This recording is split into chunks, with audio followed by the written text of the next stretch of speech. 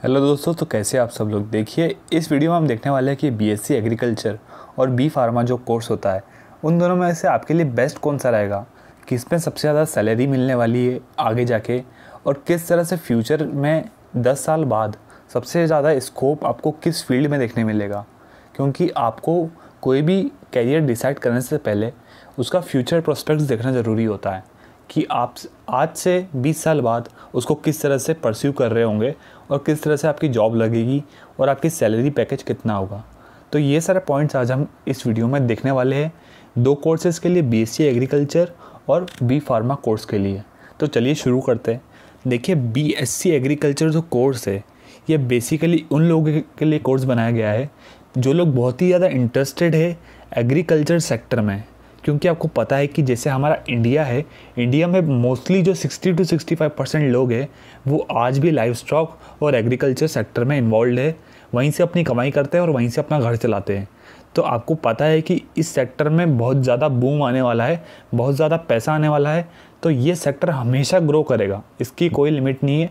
क्योंकि जब तक आदमी रहेगा, जब तक वो खाएगा, जब तक एग्रीकल्चर होगा, जब तक प्रोडक्शन होगा, तो ये बहुत ज़्यादा बूम होने वाला है। अगर हम बात करें बी फार्मा सेक्टर की, बी फार्मा सेक्टर जो है हमारा, देखिए जैसे कि यहाँ पर मैंने लिखा भी है कि बी फार्मा सेक्टर जो है, बी फार्मा, क्योंकि अभी आप देख रहे हैं कि कोरोना वायरस का एक नया इन्फेक्शन आया, तो इस टाइम आप देखिए बी फार्मा सेक्टर सबसे ज़्यादा ग्रो कर रहा है। क्योंकि यहाँ पर जो है आप देख लीजिए कि नई नई दवाइयों का जो इन्वेस्टिगेशन चल रहा है, तो इसके बाद सबसे ज़्यादा रेट होने वाले हैं, वो सबसे ज़्यादा रेट जो होंगे वो दवाइयों के होंगे।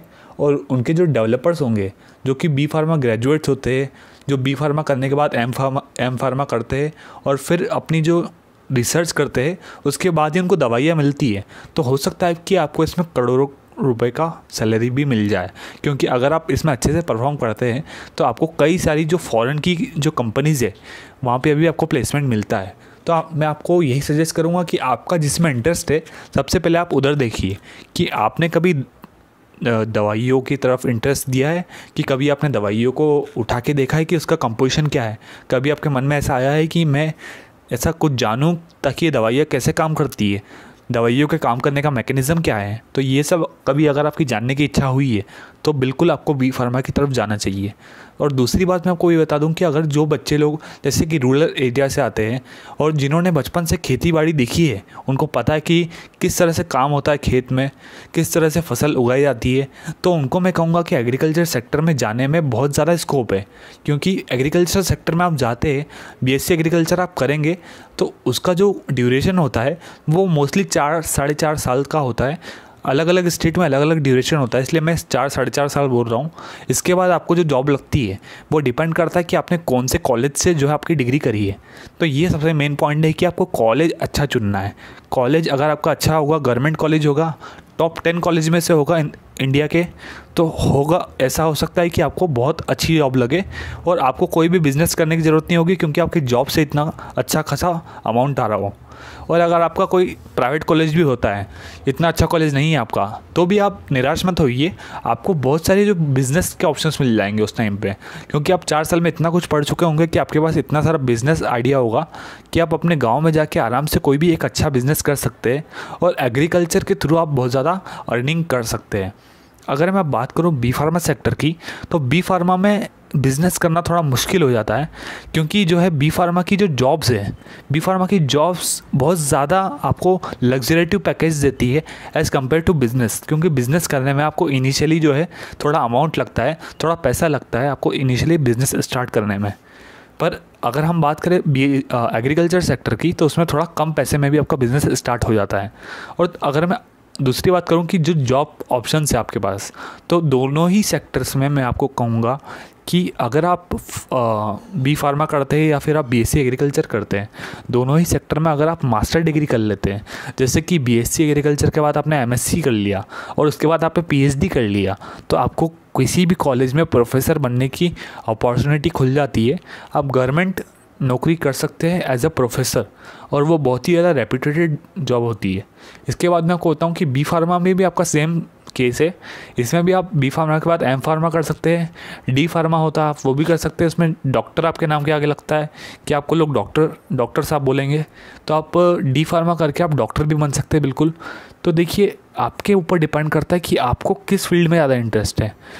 अगर आप उसमें मास्टर डिग्री करते हैं जिस फील्ड में भी आपको इंटरेस्ट है, तो आपकी ऑब्वियसली जो है आपकी सैलरी बढ़ेगी और आपका जो है स्कोप बढ़ जाएगा, आपको जो है ज़्यादा लोग उसमें आपको जॉब देने के लिए राज़ी हो जाएंगे। अब मैं आपसे बात करता हूँ कि बी फार्मा और बीएससी एग्रीकल्चर में जॉब अपॉर्चुनिटी कहाँ कहाँ पे मिलती है। तो देखिए हमने जो है कुछ कंपाइलेशन करा है कि बीएससी एग्रीकल्चर के जो ग्रेजुएट्स होते हैं वो अगर एमबीए कर लेते हैं, अगर आपने बीएससी एग्रीकल्चर के बाद एमबीए कर लिया तो आपको एग्रीकल्चर बिज़नेस या फिर मैं कहूँ कि बिज़नेस रिलेटेड जो कंपनीज़ होती है जो कि एग्रीकल्चर के प्रोडक्ट्स बनाती है, जैसे कि फर्टिलाइज़र्स हो गए और पेस्टिसाइड्स हो गए, इंसेक्टिसाइड्स हो गए, तो ये सब जो कंपनीज़ होती है ये सब ढूंढती रहती है कि बीएससी एग्रीकल्चर के ग्रेजुएट्स कहाँ पे हैं और उनको जॉब देने के लिए बहुत ही ज़्यादा आतुर रहती है। तो आपका बहुत ज़्यादा स्कोप है ऐसी कंपनीज़ में जहाँ पर कि इस तरह के इंसेक्टिसाइड फर्टिलाइज़र्स बन रहे हैं। तो आपका बहुत अच्छा स्कोप होगा अगर आप एमबीए कर लेते हैं बीएससी एग्रीकल्चर के बाद। और अगर आपने टॉप कॉलेज से अगर एमबीए कर लिया तो फिर आपको कभी भी पीछे मुड़ के देखने की ज़रूरत नहीं है, क्योंकि अगर आपने एक बार कैट एग्ज़ाम क्लियर करके, जो कि बीएससी एग्रीकल्चर के बाद होता है, तो अगर आपने वो कर लिया तो आपका बिल्कुल बहुत अच्छा करियर मैं गारंटी कर सकता हूँ। इसके बाद मैं आपको बताता हूँ बी फार्मा के लिए। तो बी फार्मा में भी सेम अपॉर्चुनिटीज़ हैं। बी फार्मा में आप क्या कर सकते हैं कि आप एम फार्मा करके किसी भी बड़ी से बड़ी लैब में आप जाके रिसर्चर बन सकते हैं। रिसर्चर बनने के लिए एग्ज़ाम्स होती है और जैसे ARS एग्ज़ाम होती है, एग्रीकल्चर रिसर्च साइंटिस्ट एग्ज़ाम होती है। तो ऐसे रिसर्च अपॉर्चुनिटीज़ आपके लिए हमेशा खुली रहती है। तो मैं आपको सजेस्ट करूँगा कि अगर आपका इंटरेस्ट है, कभी आपने दवाइयों को उठा के देखा हो, दवाइयों की तरफ आपने कभी ध्यान दिया हो, कभी आपको लगा हो कि मैं इसके बारे में जानूं, तो आप बिल्कुल बी फार्मा करें।